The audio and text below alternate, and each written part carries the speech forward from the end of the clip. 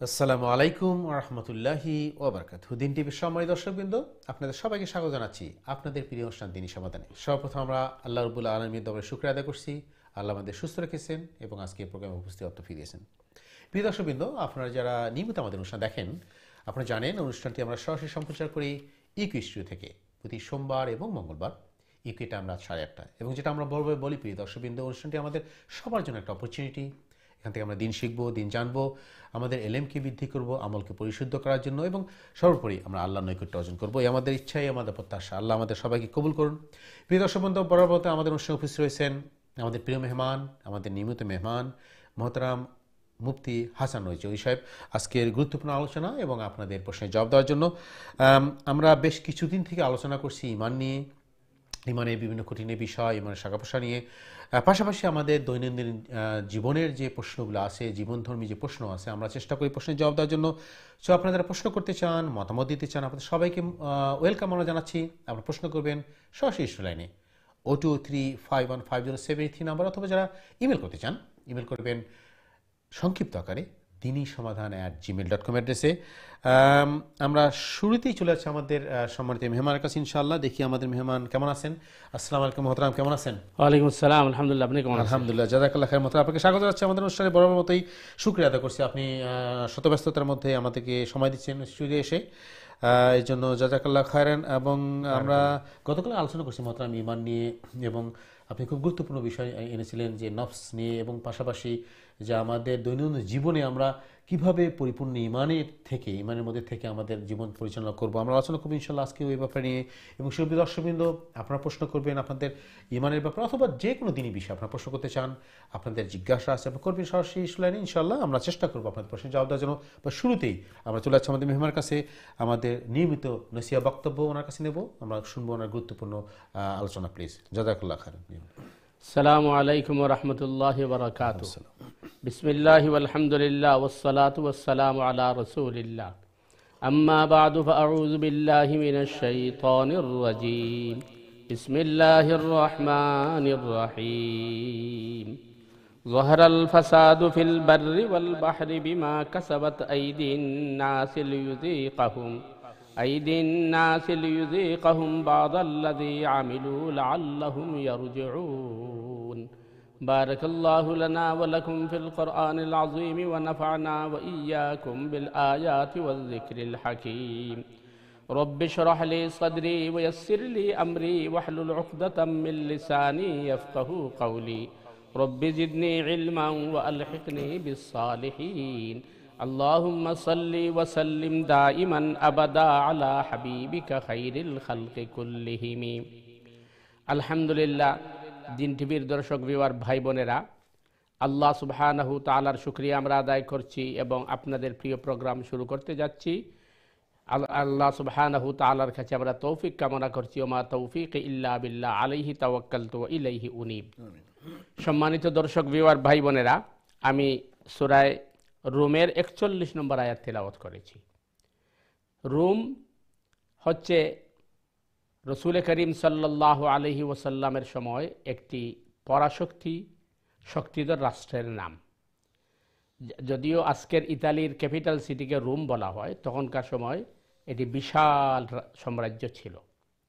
তো এই রোমের নামে এই সূরার নামকরণ করা হয়েছে, কারণ তখনকার সময়ের ঘটনার পরিপ্রেক্ষিতে। 41 নম্বর আয়াতে আল্লাহ সুবহানাহু ওয়া তাআলা ইরশাদ করছেন, স্থলে ও জলে মানুষের কৃতকর্মের দরুন বিপর্যয় ছড়িয়ে পড়েছে। যেখানে ফিতনা ফাসাদ হবে, প্রাকৃতিক দুর্যোগ, সমস্যা, এরপরে অরাজকতা, বিশৃঙ্খলা, সব আমাদের কৃতকর্মের ফল। এটি কোরআন প্রমাণ করছে। আল্লাহ তাদেরকে তাদের কর্মের শাস্তি আস্বাদন করাতে চান। এর কারণ হচ্ছে আল্লাহ সুবহানাহু ওয়া তাআলা আমাদের অপরাধকে শাস্তি দিয়ে আমাদেরকে ফিরিয়ে আনতে চান। আমরা আমাদের কৃতকর্মের কারণে এই ধরনের অরাজকতা, বিশৃঙ্খলা এবং বিভিন্ন ধরনের সমস্যার সম্মুখীন আমরা হয়ে থাকি, যাতে তারা ফিরে আসে, অর্থাৎ এইগুলা দেখে যেন ফিরে আসে। তো সম্মানিত দর্শক ভিউয়ার ভাই বোনেরা, বর্তমান দুনিয়ার প্রত্যেকটা স্থানে, জায়গায়, রাষ্ট্রে কিন্তু অরাজকতা, বিশৃঙ্খলা এবং জুলুম, নির্যাতন, নিপীড়ন চলছে। বিশেষ করে আমাদের বৃহত্তর সিলেটে এ নিয়ে তৃতীয়বারের মতো বন্যা হচ্ছে এবং প্লাবনে মানুষ দুর্বিষহ জীবনযাপন করছে, যার কারণে আপনারা দেখছেন যে বিভিন্নভাবে কালেকশন করে মানুষ সহযোগিতার জন্য এগিয়ে যায় এবং দুর্যোগপূর্ণ মানুষকে সহযোগিতা করে। আসল বিষয় হচ্ছে যে এই ধরনের অবস্থা কেন ধারণ করেছে? কোরআন বলছে এটি আমাদের অপরাধের কারণে। আর অপরাধ বলতে কোরআন বলছে যখন জাতীয়ভাবে, রাষ্ট্রীয়ভাবে অথবা সর্বস্তরের মানুষ যখন অন্যায়, অত্যাচার, অবিচারে জড়িয়ে পড়ে, জুলুমের মধ্যে জড়িয়ে পড়ে এবং বেহায়াপনা, মদ্যপান ইত্যাদি সহ অপকর্মে লিপ্ত হয়, তখন আল্লাহ সুবহানাহু তাআলার পক্ষ থেকে এই গজবগুলা আসে। দ্বিতীয় কারণ হচ্ছে আমরা অনেক সময় করি কি, যে প্রাকৃতির বিরুদ্ধে আমরা অবস্থান নেই। প্রাকৃতির বিরুদ্ধে অবস্থান নেওয়া এটাও কিন্তু আল্লাহর সৃষ্টির বিরুদ্ধে দাঁড়িয়ে যাওয়া, এটিও কিন্তু মানুষের কৃতকর্মের ফল। আজকে আমরা দেখব যে আমাদের দেশ সহ আমাদের অঞ্চলগুলাতে খাল, বিল, নদী, নালা এগুলাকে মানুষ ভরাট করে বিভিন্ন ধরনের জবরদখল করে বাড়ি ঘর অপরিকল্পিতভাবে তৈরি করেছে। এর বিস্ফল এটি হতে পারে। একটি হচ্ছে মানুষের অপকর্ম, দ্বিতীয়টা হচ্ছে প্রাকৃতির সাথে আমরা জুলুম করেছি, তৃতীয়টা হচ্ছে যে হাদিসের মধ্যে আসছে আপনি যখন বাড়ি বা ঘর করবেন তখন আপনি প্রতিবেশী দেখবেন। প্রতিবেশী যদি ভালো না হয় তাহলে আপনার দুনিয়া জাহান্নাম হয়ে যাবে। আর প্রতিবেশী যদি ভালো হয় তাহলে আপনি কিন্তু সুখে শান্তিতে থাকতে পারবেন। শেখ সাদী রহমতুল্লাহ আলাইহির কথা, যার প্রতিবেশী কমজাত হয় এবং জালিম হয়, সে তার প্রতিবেশীর ঘরে খাস ফালায়। তো আমরা এই ধরনের প্রতিবেশীর অভ্যন্তরে আমরা পড়েছি, এটাও আরেকটি কারণ। তো এই সমস্ত কারণে কিন্তু আমরা বিপর্যয়ের শিকার হচ্ছি এবং আমরা বিভিন্ন বিপদের সম্মুখীন হচ্ছি। প্রথম কথা হচ্ছে আমাদেরকে আল্লাহ সুবহানাহু তাআলার কাছে তওবা করতে হবে, ইস্তেগফার করতে হবে এবং আমরা আমাদের কৃতকর্মের জন্য লজ্জিত হবে। দ্বিতীয় হচ্ছে আমরা যেগুলো অপরাধ করছি, অন্যায়, অত্যাচার, অবিচার, এগুলো ছেড়ে দিতে হবে এবং প্রাকৃতিকে তার অবস্থানের উপর রাখতে হবে। অর্থাৎ নদী, নালা, খাল, বিল ইত্যাদিকে তার গতিপথ রুদ্ধ করা যাবে না।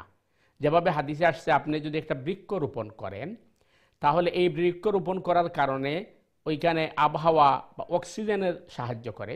এমনকি হাদিসে আসছে যে আপনি যদি একটা ফলের গাছ লাগান আর ওই ফলটা যদি কোনো পশু পাখি খায় তবু এটা সাদাকার সওয়াব পাওয়া যায়। সেহেতু আমরা এই জিনিসগুলো আমাদের লক্ষ্য করা দরকার এবং আমরা আত্মীয় স্বজন, বন্ধুবান্ধব, সমাজ এবং প্রতিবেশীর সাথে উত্তম ব্যবহার করা এটা ইমানের আরেকটি বিষয়।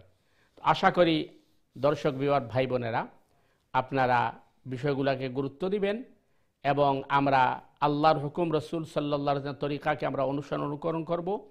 পাশাপাশি আমরা সঠিকটা জানবো এবং সঠিকভাবে আমল করার চেষ্টা করব। আপনারা প্রোগ্রামে সহযোগিতা করেন বলে আমরা আপনাদেরকে স্বাগতম জানাচ্ছি। আল্লাহ সুবহানাহু তাআলা আমাদের সবাইকে কবুল করুক। সুবহানাকাল্লাহুম্মা বিহামদিকা আশহাদু আল্লা ইলাহা ইল্লা আনতা আস্তাগফিরুকা ওয়া আতুবু ইলাইক। ওয়াসসালামু আলাইকুম ওয়া রাহমাতুল্লাহি ওয়া বারাকাতুহু। জাযাকাল্লাহু মোহতরম। খুবই গুরুত্বপূর্ণ বিষয় মোহতরম আমাদের আজকে অবতারণা করছেন। সুপ্রিয় দর্শকবৃন্দ, আপনারা যে এই মুহূর্তে টিভিসের সামনে অথবা ইন্টারনেটে আমাদের অনুষ্ঠানে যোগদান করছেন, আপনাদের সবাইকে স্বাগতম জানাচ্ছি। আপনারা শুনলেন মোহতরমের গুরুত্বপূর্ণ আলোচনা। আমরা আপনাদের প্রশ্নের জবাবে যাবো ইনশাআল্লাহ। মোহতরম, আমরা আলোচনা আসবো পরে, আমরা একটু প্রশ্ন নিয়ে আসি। আমাদের দর্শক লাইনে আছেন। সম্মানিত দর্শক, আসসালামু আলাইকুম, আপনাকে স্বাগত আমাদের অনুষ্ঠানে। আপনার প্রশ্ন করুন প্লিজ। ওয়ালাইকুম আসসালাম। আমার কোয়েশ্চেনটা হইল গিয়া নামাজ সম্পর্কে। জি বলেন। আমরা তো মনে হয় দেশও আওয়া যাওয়া করি, বিমানও আওয়া যাওয়া করি, প্লেনে আইটাম যাইতাম, কিন্তু মনে হয় নমাজের তো আপনার কিয়াম করাটা নমাজের মাঝে ফরজ। এটা অনেক সময় আমরা প্লেনে যে সময় নমাজ পড়ি তখন তো আমরা হারইয়া কিয়াম করাটা খুব একটা কষ্টকর হয়ে যায়, আমরা কিয়াম করতাম পারি না। তো এই অবস্থায় আমরা নামাজটা কিলাম পড়তাম, তাটা একটু আমার ভালো করে বুঝিয়ে করবা। আর আমার সেকেন্ড কোয়েশ্চেনটা হইল গিয়া, মনে করেন আমরা যে সময় দেশে যাইলাম তো এক পর্যায়ে গিয়া কিবলাটা আমরা ফিসেদি পড়ে যায়। তখন কিবলাটা যখন আমরা ফিসেদি পড়ে যায় এই অবস্থায় আমরা অনেক সময় আছে তো আর এখানে কিবলা মুখে মুখ ফিরিয়ে আমরা নামাজ পড়তাম পারি না। পড়তে গেলে অনেক অসুবিধা হয়ে যায় গিয়া। আর তারা অনেক সময় আপনারে বাধা দেয়, তারা আপনি এইখানে গিয়ে হারিয়ান নামাজ করতে পারতেন না। তখন কিবলাটা যখন আমরা ফিসেই পড়ে যাই, এই অবস্থায় আমরা নামাজটা কিলাম করবো। জি। ও দুইটা জিনিস আমরা খুবই গুরুত্বপূর্ণ। ধন্যবাদ ভাই, খুবই গুরুত্বপূর্ণ প্রশ্ন করছেন। সালার ব্যাপারে আমাদের ম্যাক্সিমাম প্রশ্নই সালার ব্যাপারে আসে। আমরাও চেষ্টা করি প্রশ্নের জবাব দেওয়ার জন্য, এবং সালা নিয়ে বেশি আলোচনা, গতকালকে আমরা আলোচনা করছি সালা নিয়ে। মহতারাম করছেন যে আমরা নিজেকে মুসলিম দাবি করি, কিন্তু আমরা সালা আদায় করি না। এবং আসলে এর মতো গতকালে বলছেন যে যে মানুষ নামাজ পড়ে না, সালা আদায় করে না, সে মুসলমান হতে পারে না, তার ইমানই নাই। তো আমরাও চেষ্টা করি বিষয়খানে গুরুত্ব দেওয়ার জন্য, যে একদম মুসলিম এবং অমুসলিমের পার্থক্য হলেই সালা। তো মোহতারাম আজকে আমাদের সম্মানিত দর্শক গুরুত্বপূর্ণ দুইটা প্রশ্ন নিয়ে আসছেন, যে কিয়াম আমরা যদি করতে না পারি তাহলে সালা আদায় করা যাবে কিনা বা হবে কিনা, কিভাবে করব, এবং দ্বিতীয় প্রশ্ন। জি ভাই, আসলে মানে খুবই গুরুত্বপূর্ণ প্রশ্ন। তার কারণ সালা কোনো অবস্থায় ত্যাগ করা যায় না, আপনি যেখানেই থাকবেন। বিজ্ঞান বলতে মানুষ চন্দ্র পর্যন্ত পৌঁছে গেছে, সত্যমিতে আল্লাহ ভালো জানেন, চন্দ্রে গেলেও আপনাকে নামাজ পড়তে হবে। সুতরাং সালা কোনো অবস্থায় ছাড়া যাবে না। আর মুসাফির অবস্থায় যেহেতু হাদিসে আসছে মুসাফিরের সব দোয়া কবুল হয়, সুতরাং সফররত অবস্থায় তো নামাজের আরও গুরুত্ব দেওয়া দরকার। এবং ইসলাম সহজ করে দিয়েছে, সফরের জন্য সুন্নত নফল মাফ করে দিয়েছে, আলহামদুলিল্লাহ। সুতরাং ইসলাম যে একটা সহজ ধর্ম, অবশ্যই মানে আমাদের যে কষ্টের জন্য না, আমাদের জীবনকে সহজভাবে পালন করার জন্য অবশ্যই ধর্ম এটাই প্রমাণ করে। জি জি। এখন ভাই আপনি যেটি বলছেন, আসল বিষয় হচ্ছে আমরা যদি একটু মানে এই সতর্কতা অবলম্বন করি, তাহলে আমি দেখছি কোনো প্রবলেমও হয় না। তার কারণ প্রথম বিষয় হচ্ছে হাদিসের দৃষ্টিতে সফররত অবস্থায় মুসাফির জোহর আসরকে একসাথে পড়তে পারেন, মাগরিব এশাকে একসাথে পড়তে পারেন।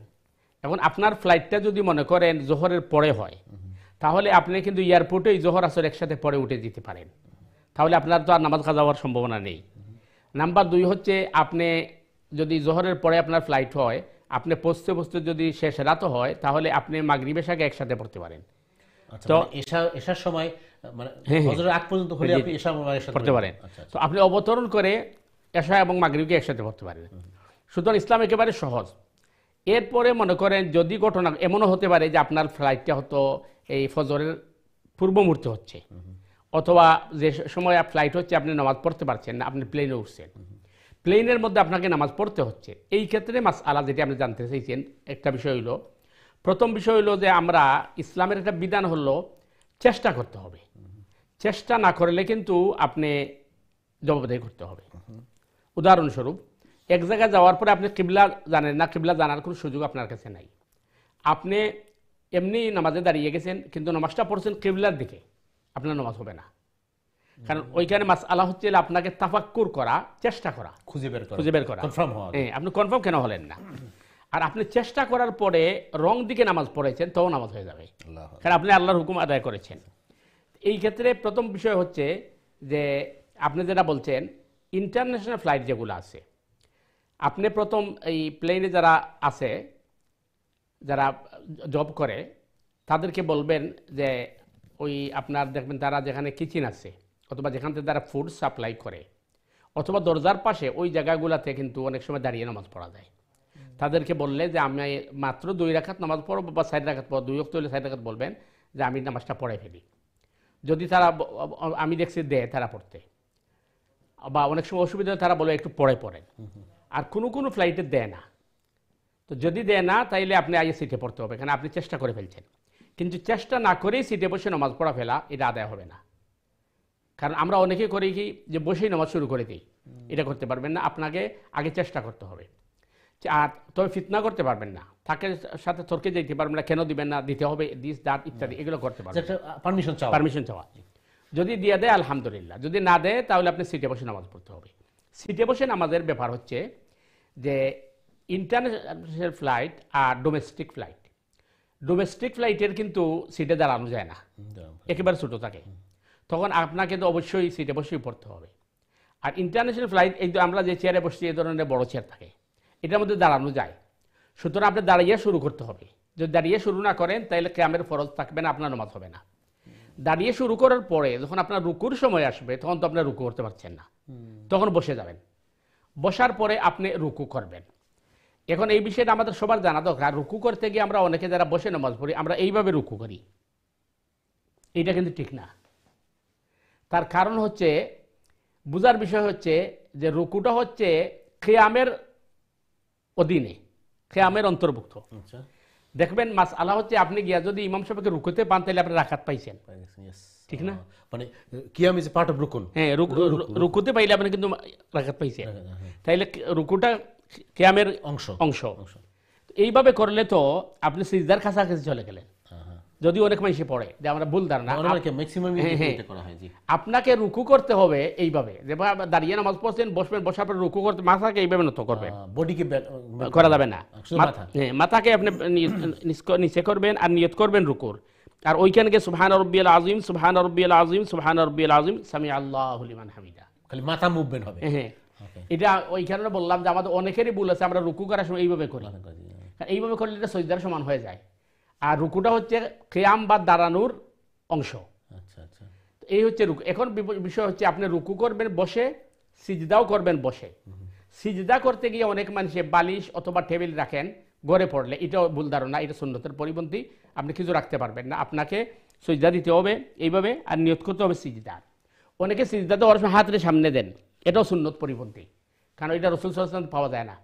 আপনি রুকু মাথা নত করে দিলেন, আর সিজদা দেওয়ার সময় একটু বেন্ড হবেন আর নিয়ত করবেন সিজদার। সামনে কিছু রাখতে পারবেন না, কোনো ইশারাও করতে পারবেন না। এটি হচ্ছে সিজদা পদ্ধতি। এরপরে তো আপনি আবার মনে করেন দাঁড়াই যাবেন, কারণ দাঁড়ানো যায় যেহেতু, রুকুর সময় বসবেন। এইভাবে আপনাকে মানে ফ্লাইটে অথবা জাহাজে অথবা গাড়িতে আপনাকে যদি সিটে বসে পড়তে, এইভাবে পড়তে হবে। 2 নম্বর বিষয় হচ্ছে যেটা ভাই আপনি বলছেন যে অনেক সময় কিবলা আমাদের পিছনে পড়ে যায়। আপনি চেষ্টা করতে হবে প্রথমত যে এই যতক্ষণ পর্যন্ত প্লেনটা কিবলামুখী আছে এর ভিতরে নামাজটা আদায় করে ফেলা। যদি দেখা যায় যে মানে নামাজের ওয়াক্ত এই সময় হয় নাই, নামাজের ওয়াক্ত এমন এক সময় হয়েছে যে সময় আপনার মানে কিবলাটা পিছনে পড়ে গেছে, তো কিবলাটা যদি পিছনে পড়ে যায় তখন আপনাকে ওই আবার চেষ্টা করতে হবে যে আপনাকে দাঁড়িয়ে নামাজ পড়ার দেয় কিনা। দাঁড়িয়ে নামাজ পড়লে তো আপনি পড়তে পারেন কি করে। আর যদি সিটে বসে পড়তে হয় আর দেখা যায় যে আপনার ফ্লাইটটা পৌঁছার আগে আর ওয়াক্ত থাকবে না, ওয়াক্ত চলে যাবে, তখন আপনি যেদিকেই আপনার প্লেন যাচ্ছে এইদিকে আপনার নামাজ পড়তে হবে, কারণ আপনার তো আর বিকল্প কোনো রাস্তা নাই। ফাত্তাকুল্লাহ মাস্তাতাতুম, তোমরা সাধ্য অনুযায়ী চেষ্টা করবে। কারণ মনে করেন প্লেনটা কিবলা পড়ছে এই দিকে আর প্লেনটা যাচ্ছে এই দিকে, তখন এইদিকে যদি যায় তাহলে আপনি একটু মুড় দিয়ে এইভাবে দাঁড়াইবেন কিবলাবাজি যতটুকু সম্ভব হবে। কারণ হাদিসে আসছে যখন দেখা যাবে আপনার বাহনের মধ্যে নামাজ পড়ছেন, এটা সহজ ভাষায় আমাদের দেশে নৌকা মনে করেন, আগে এইভাবে নামাজ পড়া হইতো। নৌকাতে আপনার নামাজ শুরু করছেন, এখন দেখা যাচ্ছে যে আপনি কিবলাবাজি শুরু করছিলেন কিন্তু নৌকাটা ঘুরে গেছে, তখন আপনাকে ঘুরতে হবে, এতটুকু ঘুরতে হবে যতটুকু ঘুরলে আপনি নদীতে না পড়েন। আপনি ঘুরতে ঘুরতে নদীতে পড়তে শরীয়ত বলেন নাই। তো এই হচ্ছে মাসআলা কি, যদি মনে করেন আপনি প্লেনটা যতক্ষণ কিবলামুখী তাকে নামাজ আদায় করার চেষ্টা করবেন। আর যদি দেখা যায় এর ভিতরে আপনার ওয়াক্ত হয় নাই, এমন সময় ওয়াক্ত হয়েছে যখন এই প্লেনটা কিবলার অপোজিটে চলছে, তখন আপনি দেখতে হবে যে আপনি গন্তব্য পৌঁছার আগ পর্যন্ত ওয়াক্ত থাকবে কিনা। যদি ওয়াক্ত থাকে তাহলে তো আপনি পড়বেন, যদি ওয়াক্ত না থাকে তাহলে আপনাকে এইভাবেই নামাজ পড়তে হবে। তবে আমার মনে অসুবিধা হয় না, কারণ যেটা বলছি যে আমরা যদি একটু সতর্কতা অবলম্বন করি, আপনি যদি মাগরিব এশা একসাথে পড়ে ফেলেন, জোহর আসর একসাথে পড়ে ফেলেন, তাহলে কিন্তু প্রায় সমস্যা হয় না কি, আল্লাহু আলাম বিসওয়াব। কিন্তু অনেক সময় হইতে পারে অনেক মানুষ 8 ঘন্টা 20 ঘন্টা জার্নি থাকে, এই অবস্থা থাকে, তাহলে ভিন্ন মাসলা। কিন্তু আপনি যদি এইভাবে জোহর আসর একসাথে পড়ে ফেলেন, মাগরিব এশা একসাথে পড়ে ফেলেন, তাহলে আর মানে এই সমস্যাগুলো হবে না। আশা করি ক্লিয়ার হয়েছে। এরপরেও যদি আপনার কোনো কোয়েশ্চেন থাকে আপনি আবার আসতে পারেন। আল্লাহু আ'লামু বিসওয়াব। আমরা বিস্তারিত আলোচনা করলাম সম্পর্কে, দর্শক আশা করি আপনার প্রশ্নের জবাব পেয়েছেন। মোহতারাম, আসলে অনেক সময় আপনি যেটা বললেন, যদি স্কোপ থাকে জোহর আসর একসাথে পড়ার জন্য, মাগরিব এশা একসাথে পড়ার জন্য, সেই মানে পরিবেশ যদি থাকে, যেটা আপনি বললেন এয়ারপোর্টে গিয়ে পড়ে ফেললাম অথবা বাসায় এয়ারপোর্ট থেকে নেমে প্লেন থেকে নেমে পড়লে, যদি এরকম অবস্থা না থাকে, অনেক সময় আছে যে সুযোগই নেই, এয়ারপোর্টে হয়তো পড়ার সুযোগ নেই অথবা ওয়াক্ত পাচ্ছেন না, আপনি মানে যেখানে নামাজটা পড়া যাবে ওই সালা আদায় করার সুযোগই নেই আপনার, তখন তো আপনাকে ওই যে আপনি যেটা বললেন এয়ারপোর্ট প্লেনের ভেতরেই আপনি আদায় করতে হবে। তো এটা বললাম কি, আপনার শরীরে নাপাক কাপড় আর বিকল্প রাস্তাই নেই, তখন এটা দিয়ে পড়তে হবে। আপনি ধন্যবাদ সুন্দর প্রশ্ন করার জন্য, এবং আপনার প্রশ্নের ওসিলে আমরাও জানতে পারলাম যে এই মুসাফির হিসাবে জার্নি যে আমরা যারা করি, অনেক সময় আমাদেরও করতে হয়, আমরা কীভাবে সালা আদায় করবো। যেটা মোটামুটি বললেন যে সালাকে ত্যাগ করার বা সালাকে মিস করার কোনো এক্সকিউজ, কোনো সুযোগ হবে না, কোনো সুযোগ নাই, এবং এটা করেও কোনো লাভ হবে না। আল্লাহ আমাদের সবাইকে বুঝার তৌফিক দান করে। চলে আসছে আমাদের পরবর্তী দর্শক আছে ইনশাআল্লাহ। দর্শক আসসালামু আলাইকুম, আপনার প্রশ্ন করুন প্লিজ। আসসালামু আলাইকুম। ওয়ালাইকুম আসসালাম। জি বোন, কেমন আছেন? ভালো আছি। জি, আপনার কি প্রশ্ন? আমার একটা প্রশ্ন আছে। জি বলেন। আমি সকল সময় নামাজ পড়তাম পারি না, আর গোসলও করতাম পারি না। আমি সিভিয়ারলি মেন্টালি আনওয়েল আর কি। তখন আমি কিতা করতাম? আচ্ছা, জি বলা করে বুঝাই জি, ইনশাআল্লাহ ইনশাআল্লাহ মোহতারাম, আপনার আল্লাহ আপনাকে সুস্থ দান করুক, আল্লাহ আমার সবাইকে সুস্থ দান করুক। যে উনি অসুস্থ, উনি মানসিকভাবে এবং শারীরিকভাবে অসুস্থ, এই জন্য সবসময় উনি গোসল করতে পারেন না, নামাজ পড়তে পারেন না, এই জন্য তাহলে তার কীভাবে উনি সালাদ আদায় করবেন? কি কারণে? অসুস্থতার জন্য, তো মানসিক এবং শারীরিকভাবে অসুস্থ, এই জন্য সবসময় শাওয়ার করতে পারেন না। বইন আসল বিষয় হইল যে যদি আপনি এই পানির অভাবে অথবা অসুবিধার কারণে, যেটা আপনি কইছেন অসুখের কারণে বা অন্য কোনো কারণে আপনি অজু করতে পারেন না অথবা গোসল করতে পারেন না, দুইটার লাগে কি মাস আলা আপনার লাগে বিকল্প রাস্তা হইল তাইয়াম্মম। নমাজ সারা দিত নাই, আমরা যেটা আগে কইছি নমাজ সারার কোনো সুযোগ নাই। এখন আপনার উপরে গোসল ফরজ, কিন্তু আপনি ঠান্ডা পানি দিয়ে গোসল করতে পারেন না, গরম পানি দিয়ে গোসল করতে পারেন না, করলে আপনার অসুবিধা হইব, আপনার হয়তো রোগ বাড়ি যাব, অথবা রোগ কমতে আপনার দেরি হইব, অথবা আপনার মারাত্মক কোনো ক্ষতি হইব। বিষয়টা বুঝার কথা যে ফলা বুঝতে হইব যে অনেক সময় ঠান্ডা লাগে ডরে করলাম না, গরম পানি আছে। কিন্তু যদি দেখা যায় যে আপনি মানে গোসল করলে আপনার এই বেমার বাড়ি দিব, অথবা আপনার এই বেমার কমতে দেরি হইব, অথবা মারাত্মক ক্ষতি হইব, তাইলে ফরজ গোসলের লাগিও আপনি কিন্তু তৈয়ম্বম করে নামাজ পড়বা, এটাই মাসলা। অজুর বিকল্প যারা তৈয়ম্বম, গোসলের বিকল্প তৈয়ম্বম। তবে এই একটা জিনিস ক্লিয়ার করার দরকার, অনেক ভাই বোন আমরা ইলাখান আছি, আমরা হয়তো বেড়ানিতে গেছি কোনো অন্য আত্মীয় স্বজনের ঘর, অথবা কোনো বন্ধু বান্ধবের ঘর, এই জায়গাত গিয়া যদি গোসল ফরজ যে এটা অনেকে লজ্জার কারণে গোসল করেন না, এটা কিন্তু এক্সকিউজ নাই, এটা মানা যাইতো নাই, কারণ আপনার এই গোসল খরই লাগবো। কিন্তু আপনার শারীরিক অসুবিধার কারণে, যেটা আপনি কইছেন যে আপনি পানি পাইছেন না, পানি আপনার মানে কয়েক মাইলের ভিতরে নাই, অথবা আপনার যেটা কইছেন যে আপনি অসুবিধার গোসল করলে আপনার রোগ বাড়ি দিব, রোগ কমতে দেরি হইব, অথবা মারাত্মক ক্ষতি হইব, অভিজ্ঞ ডক্টরে কইছে বা আপনার নিজস্ব অভিজ্ঞতা আছে, তাইলে আপনি তৈয়ম্মুম করিয়ে নামাজ পড়বা, নামাজ পড়তে হইব, নামাজ ছাড়ার কোনো এক্সকিউজ নাই। আর ফরজ গোসলের লাগেও তৈয়ম্মুম, কারণ এটি হাদিসের মাঝে আছে। আশা করি ক্লিয়ার আছে ইনশাআল্লাহ। প্রথমে একটা জিনিস এখানে আমি হয়তো দর্শকরা আমার সাথে আছেন, সেটা আমি জানছি যে অসুস্থতার কারণে যদি গোসল করা না যায়, আপনি বললেন গোসলের জন্য অল্টারনেটিভ তায়াম্মুম করা যাবে, অথবা উজু করতে না পারলে পানির অভাবে হোক বা যে কোনো কারণেই হোক, যেটা আমাদের আমাদের আয়ত্তের বাইরে, যে আমি পানি পাচ্ছি না, অথবা আমি গোসল করতে পারছি না, পানি ইউজ করতে পারতেছি না, তাহলে আমাকে তায়াম্মুম করতে হবে, অল্টারনেটিভ তো আছেই এখানে করে। কিন্তু সালাকে আদায় করা যাবে না বা সালাকে মিস করব, এই ধরনের কোনো সুযোগ আছে না, এই ধরনের সুযোগ নেই। মানে যে কোনো পরিস্থিতি, যে কোনো অবস্থায় আপনি সালা পড়তে হবে অবশ্যই। হ্যাঁ, আপনি একটা জিনিস আমাকে একটু বিরতিতে যেতে হবে, তার আগে আমি একটু ছোট্ট জিনিস, দর্শকরা অবশ্যই আমার সাথে থাকবেন, সেটা হলো যে কিন্তু আমরা যে আমাদের দৈনন্দিন জীবনে আমরা বলছি আমি মুসলিম, আমি ইমানদার, আমি আল্লাহকে বিশ্বাস করি, রসুলকে বিশ্বাস করি, সবই বিশ্বাস করি, কিন্তু আমি সালা আদায় করতেছি না, তাহলে অবস্থাটা কী থাকবে, কোথায় আমাদের? মানে সালা পড়তেছি না, আদায় করতেছি না, পড়তেছি, কিন্তু আমি বলছি আমি মুসলমান। না না, এটা তো কোরআন ক্লিয়ার বলে দিছে, মুনিবিনা ইলাইহি ওয়াত্তাকু ওয়া আকিমুস সালাহ ওয়া লা তুশরিকু। তোমরা ফিরে আসতে হবে আল্লাহর দিকে এবং তোমরা নামাজ প্রতিষ্ঠা করো, শিরিক করো না। তাহলে বোঝা যাচ্ছে নামাজ ছাড়ে দেওয়া শিরিক। বুঝছেন, যে নামাজ ছাড়বে সে শিরিক, সে মুমিন থাকে না। এটা আমি এর আগে আমরা বহুবার আলোচনা করছি এবং বলছিলাম যে আমি শুনছি কথা যে মানুষ সালা আদায় করে না তার ঈমান নাই।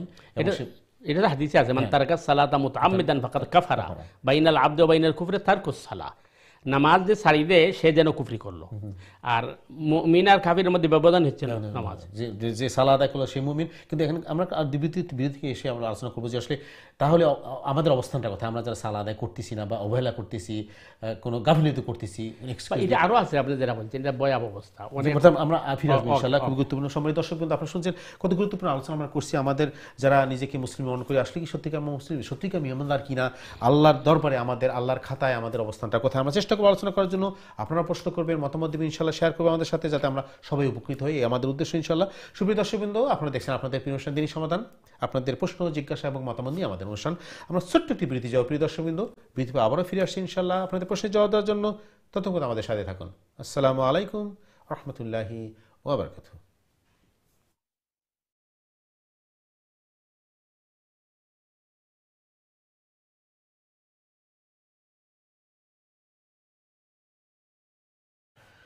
আসসালামু আলাইকুম রহমতুল্লাহি ওয়াবারাকাতুহু। দিন টিভির সম্মানিত দর্শকবৃন্দ, বিরতির পরে আবার আপনাদের স্বাগত জানাচ্ছি আপনাদের প্রিয় অনুষ্ঠান দিনী সমাধানে। যারা এই মুহূর্তে টিভি সেটের সামনে অথবা ইন্টারভিউর মধ্যে আমাদের অনুষ্ঠানে যোগদান করছেন, আপনাদের সবাইকে স্বাগতম এবং মোবারকবাদ। প্রিয় দর্শকবৃন্দ, আমরা আলোচনা করছি ইমান নিয়ে, ইমানের বিভিন্ন শাখা পোশাক খুঁটিনাটি বিষয় নিয়ে। আপনারা প্রশ্ন করবেন এই ব্যাপারে অথবা অন্য কোনো দিনই ব্যাপারে আপনারা প্রশ্ন করতে চান, প্রশ্ন করবেন ইনশাআল্লাহ সরাসরি লাইনে 0235150733 দিস ইজ দ্য নাম্বার, অথবা যারা ইমেল করতে চান ইমেল করবেন সংক্ষিপ্ত আকারে দিনী সমাধান@gmail.com অ্যাড্রেসে। আমাদের অনুষ্ঠানে উপস্থিত হয়েছেন বড় মতো আমাদের প্রিয় মেহমান, আমাদের নিয়মিত মেহমান ইমামুল খতিব মহতারাম মুফতি হাসান নদী সাহেব। আমরা খুবই গুরুত্বপূর্ণ বিষয় নিয়ে আলোচনা করছি প্রিয় দর্শকবৃন্দ, ইমানের এবং সালাহ ব্যাপারে। আমরা আপনাদের প্রশ্নের জবাবে যাওয়ার আগে আমি একটু আলোচনা যাচ্ছি মহতারাম, আমরা যেটা শুরুতে আপনি শুরু করছেন আজকে আলোচনা নিয়ে, যে সালার গুরুত্ব নিয়ে। আপনি একটু যে আমাদের বলতেন, আসলে আমাদের সমাজে আমরা আসলে সালাটাকে মনে করি যে পড়লাম না, আমি তো ইমানদার আছি, যেটা গতকাল বলছিলাম যে নামাজ না পড়লে কী হবে, ইমান তো শক্ত আছে। একটু যে আমাকে হাইলাইট করতেন, জানাতেন যে আসলে কতটুকু গুরুত্বপূর্ণ, আমরা কি কোথায় যাচ্ছি, আমরা নিজেকে এই বিপদের মধ্যে ফেলে দিচ্ছি কিনা একটু। আচ্ছা, এর আগে আমি আরেকটি মজার ঘটনা বলি। জি বলেন। যেটা হাদিসে প্লিজ, আছে। জাযাকাল্লাহ। হ্যাঁ, মনে করেন ওযু করতে না পারলে তায়াম্মুম করবেন, গোসল করতে না পারলে তায়াম্মুম করবেন। জি। তো এখন বিষয় হচ্ছে, সাহাবায়ে কেরামের একদল সাহাবী সফরে গেছেন, তো সম্ভবত উমর রাদিয়াল্লাহু তাআলা আনহু। আচ্ছা, তো উমর রাদিয়াল্লাহু তাআলা আনহুর গোসল ফরজ হয়ে গেছে। এখন তখনও কিন্তু তায়াম্মুমের আয়াত নাজিল হয় নাই, আল্লাহু আকবার। কিন্তু হাদিস আসছে, আল্লাহ রাসূল বলছেন। তো উমর রাদিয়াল্লাহু চিন্তা করেছেন যে অজুর বিকল্প তায়াম্মুম। অজুর মধ্যে আমরা চেহারা দৌত করি, হাত দৌত করি, মাথা মাসা করি আর পাও দৌত করি। আর তায়াম্মুমের মধ্যে চেহারা মাসা করি আর দুই হাত মাসা করি, তাইলে তো অজুর মতো সিমিলার, এটা না? তো গোসল করলে তো সারা শরীরে পানি যাবে, সুতরাং গোসলের তায়াম্মুম হয়তো বিকল্প কিছু হবে। তো উনি ওনার চিন্তা করিয়া উনি বলছেন যে যেহেতু আমাদেরকে তায়াম্মুম করতে বলা হয়েছে ওজুর জন্য হাত আর চেহারা, তো গোসলের জন্য মনে হয় সারা শরীর করতে হবে। উনি মাটির মধ্যে গড়াগড়ি করছেন। আল্লাহু আকবার। আচ্ছা, দারুণ করেছেন। হ্যাঁ, গড়াগড়ি করার পরে এরপরে নামাজ পড়ছেন। আরেক সাহাবী বলছেন যে আমি তো জানি আল্লাহ রাসূল সাল্লাল্লাহু আলাইহি ওয়াসাল্লাম বলেছেন যে গোসল আর এই ওজুর তায়াম্মুম সমান। উনি বলছেন এটা না, আমার কি বিবেকে মানে না। এরপরে আল্লাহ রসুল সাল্লাল্লাহু আলাইহি ওয়াসাল্লামের কাছে যখন ফিরে আসার মেসেজ গেছে, তো আল্লাহ রসুল সাল্লাল্লাহু আলাইহি ওয়াসাল্লাম হাসছেন এবং বললেন যে তোমার বুদ্ধি যেটা, ধন্যবাদ। এই জায়গা থেকে বোঝা যায় ইসলাম বুদ্ধি বিবেক দিয়ে হয় না, কাজ করে না। জি। ইসলাম করতে হবে রসুলকে ফলো করে। মানে আমাদের নিজস্ব বুদ্ধি বিবেক দিয়ে, আমাদের ইন্টেলেকচুয়াল যে আছে আমাদের, এটা দিয়ে কাজ ইসলাম চলে না। এখন বিষয়টা আপনি যেটা বলছেন যে এটা অত্যন্ত জটিল বিষয়, যে আমরা এই মুসলমানের ঘরে মুসলমান, গরু খাই, এই সমস্ত বিষয় আমরা মনে করি নামে মুসলমান, বাপ মুসলমান, দাদা মুসলমান। জি। কিন্তু যেহেতু আমরা নামাজ পড়ি না, তখন কিন্তু আমরা মানুষের কাছে মুসলমান, আল্লাহর লিস্টে কিন্তু মুসলমান নয়। নাম্বার 2, আমাদের আর একটা জটিল সমস্যা হচ্ছে যে অনেক পাওয়া যায় যে হাজব্যান্ড পাক্কা নমাজি নামাজ পড়েন কিন্তু ওয়াইফে নামাজ পড়ে না, অথবা ওয়াইফ পাক্কা নমাজি হাজব্যান্ডে নামাজ পড়ে না। তাহলে তো এখানে বিশাল একটা সমস্যা হয়ে যাচ্ছে যে এই বিয়ে ভেঙে যাবে এটা বলা যাবে না, কিন্তু বোঝা যাচ্ছে যে আমি তো একজন নন মুসলিমের সাথে আমার সংসার করছি, আমার জীবনযাপন করছি। এই জন্য আমাদেরকে কিন্তু এই ব্যাপারে খুবই সতর্ক হতে হবে যে কোনো অবস্থাতেই ফরজ নামাজ ত্যাগ করা যাবে না, এবং আমার ওয়াইফ, আমার সন্ততিও যাতে ফরজ নামাজ ত্যাগ না করে এ ব্যাপারে আমাকে সতর্ক থাকতে হবে। এবং সন্ততির ব্যাপারে যদি আমি তাদেরকে আগে ওই ট্রেনিং না দেই, যেটা হাদিসে আসছে, কারণ সন্তানদের যদি আগে নামাজ না শিখে বড়ই তো পড়বে না, তখন আমি দেই। আর সন্তানকে যদি আমি চেষ্টা করার পরে যদি সে কথা না মানে, তবে আমাদেরকে চেষ্টা করতে হবে। মনে করেন আমার ওয়াইফে নামাজ পড়ে না, এখন আমি তাকে কোনোদিন বললাম না, তখন তো আমার জবাবদিহি করতে হবে। কিন্তু আমি বলার পরেও যদি না পড়ে, বা মনে করেন হাজব্যান্ডে নামাজ পড়ে না, তো তাকেও তো শাসন করতে হবে। শাসন তো শুধু লাঠি দিয়ে নয়, শাসনের বহুত পন্থা আছে।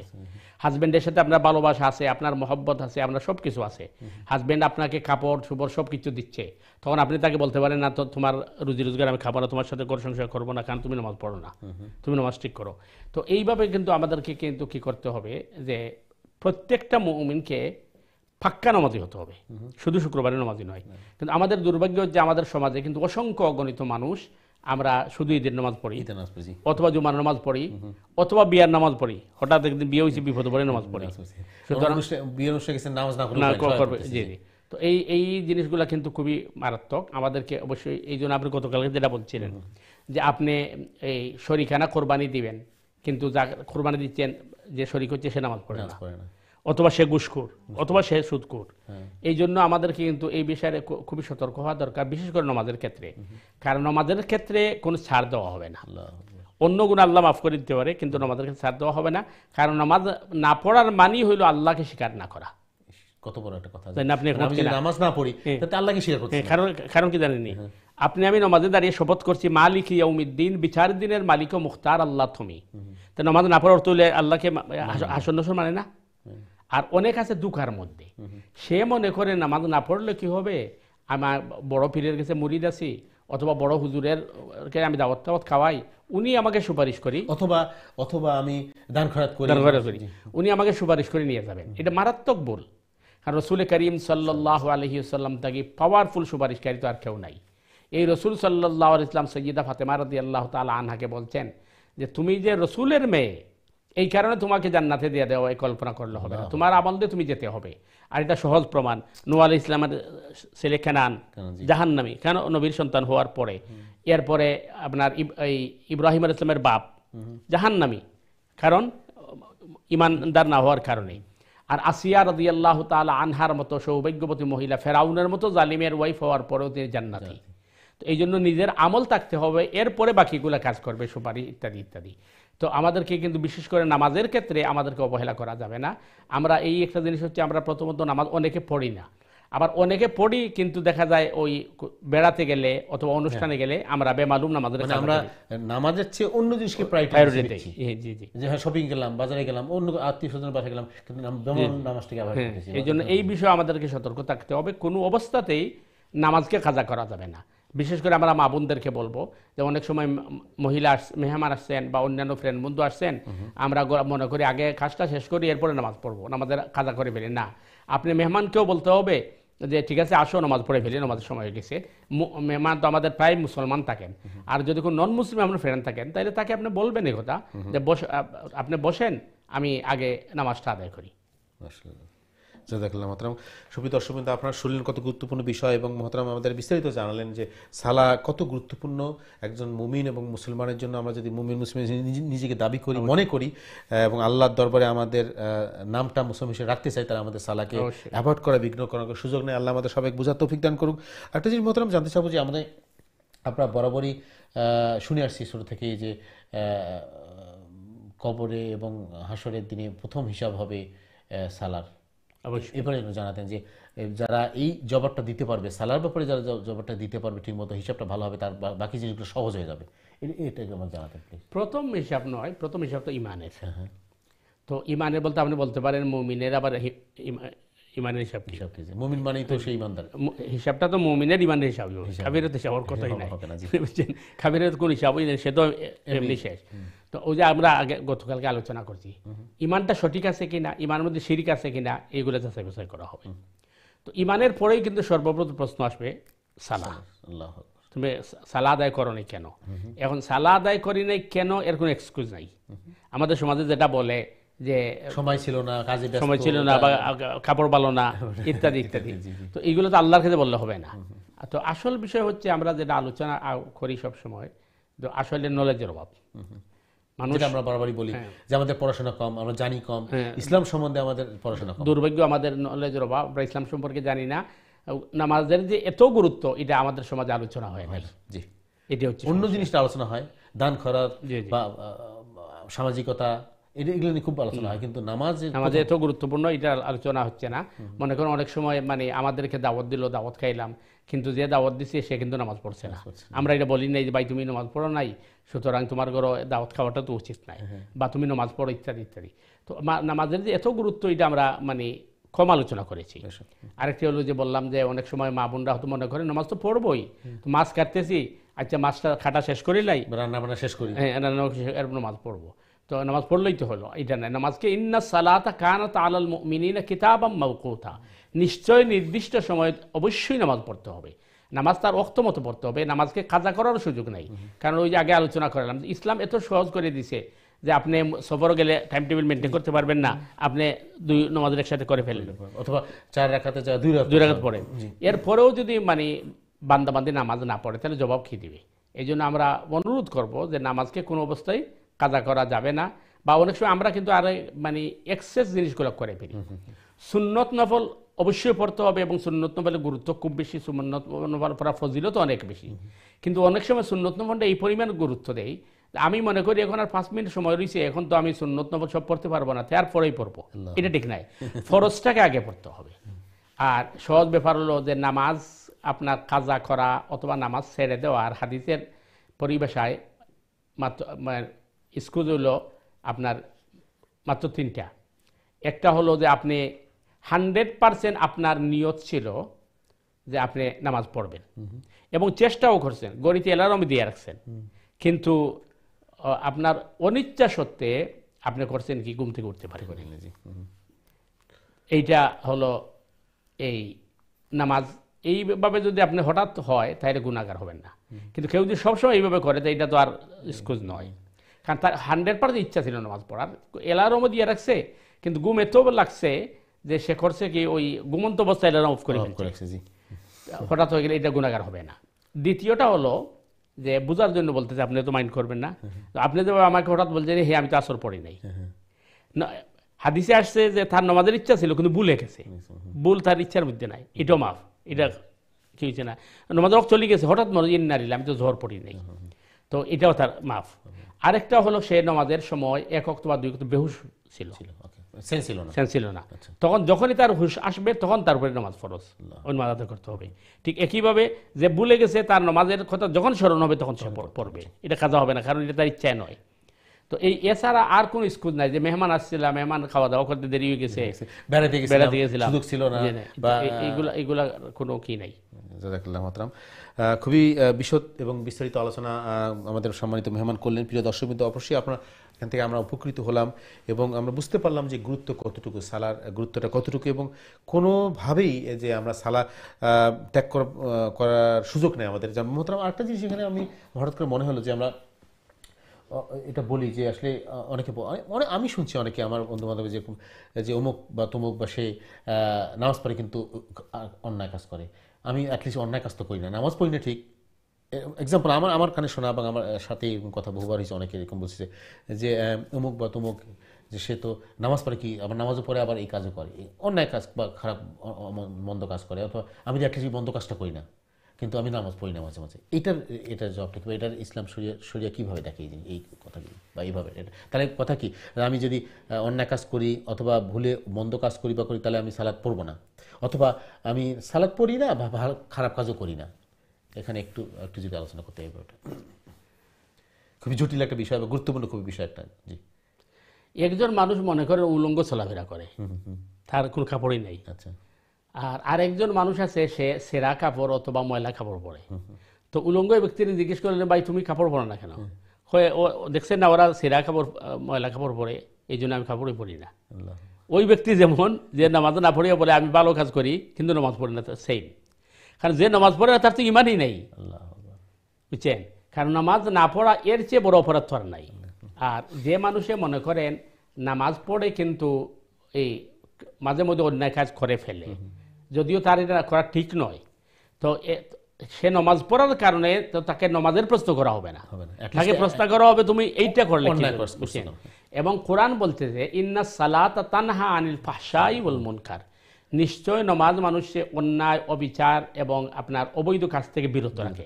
হয়তো আজকে না হলে কালকেও তাকে ফিরিয়ে আনবে নমাজ, যদি নমাজ ঠিক মতো হয়। বা এইটাও হইতে পারে যে সে যদি তার ইমান ঠিক থাকে, অন্যায় অবিচার করছে ঠিক, কিন্তু নামাজে তার এটা কাফারা করে ফেলবে, খাবার করে ফেলবে। এই জন্য নামাজ কোনো অবস্থায় ছেড়ে দেওয়া যাবে না। যারা বলে এই কথা যে আমরা নামাজ না পড়লে কি হইব, আমরা তো মনে করেন অন্যায় কাজ করি না, বুঝছেন, এটা হলো শয়তানের মারাত্মক ধোঁকা। এবং এইটা হলো মানে থাকে ইসলাম থেকে দূরে সরে।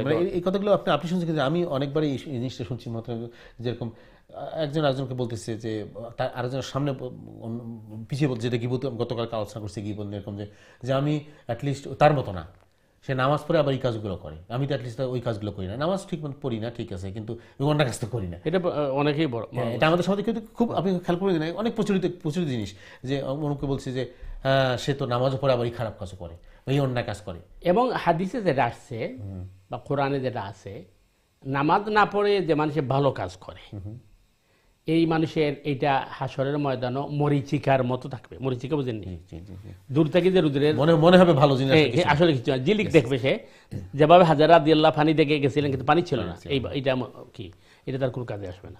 আমরা আর একটু আলোচনা আসবো মহতরাম। আমি যে কথা আসলে এই কথা আমি একজন আমাদের বিশ্বের একজন অন্যতম স্কলার কাছে শুনছি এই জিনিসটা, যে মানুষটা নামাজ পড়ে কিন্তু অন্যায় কাজ করে, আর যে মানুষটা নামাজ পড়ে না কিন্তু ভালো কাজ করে, এর মধ্যে পার্থক্য আমি একটু আলোচনা করবো ইনশাআল্লাহ, আল্লাহ আমাদের তৌফিক দান করে। সুপ্রিয় দর্শক বিন্দু, আপনারা দেখছেন আপনাদের প্রিয় অনুষ্ঠান দিনই সমাধান, যেটা আমরা বড় বলে অনুষ্ঠানটা আমাদের সবার জন্য অপরচুনিটি, আমরা চেষ্টা করবো জানার, শেখার এবং আমাদের যে ভুলগুলো আছে এই ইসলাম সম্বন্ধে, দিন সম্বন্ধে দূর করে সঠিকটা জানবো, সঠিকটা শিখবো এবং আমাদের আমলকে পরিশোধ করবো ইনশাআল্লাহ। আল্লাহ আমাদের তৌফিক দান করুক।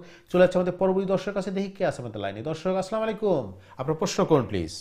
হ্যালো, আসসালামু আলাইকুম ভাইয়া, কেমন আছেন? জি ওয়ালাইকুম সালাম। হাজী সাহেব, শফিকুল সাহেব কেমন আছেন? আমি ভালো আছি। যে আমি কোরআন সম্বন্ধে মাত্র আমি শুনলাম সারে খয়রা। জি। আমি 1998 থেকে 2006 পর্যন্ত 5 ওয়াক্ত নামাজ পড়তাম। হয়তো কইতা যে তুমি ঠান্ডায় হাফলে ইনডাইরেক্টলি যে ঠান্ডায় হাফলায় গরম নামাজ পড়া ভালো। কথাটা হাজী সাহেব আপনি কি লাইনে আছেন? আমরা কথাগুলো সব ক্লিয়ার শুনতে। আল্লাহ তাআলা নিজের ভাষায় ওহি দিছেন যে আমরা মাতৃভাষা বাংলা ভাষা হইল আন্তর্জাতিক ভাষা অনেক হিসাবে। আমি রাষ্ট্রপতির গোসল লেখছি বাংলাদেশে, তা বাংলা। ওকে, আমরা দুঃখিত হাজী সাহেব, আমরা দুঃখিত, আপনার কথাগুলো কেটে যাচ্ছে, আমাদের লাইনে কোনো সমস্যা হতে পারে।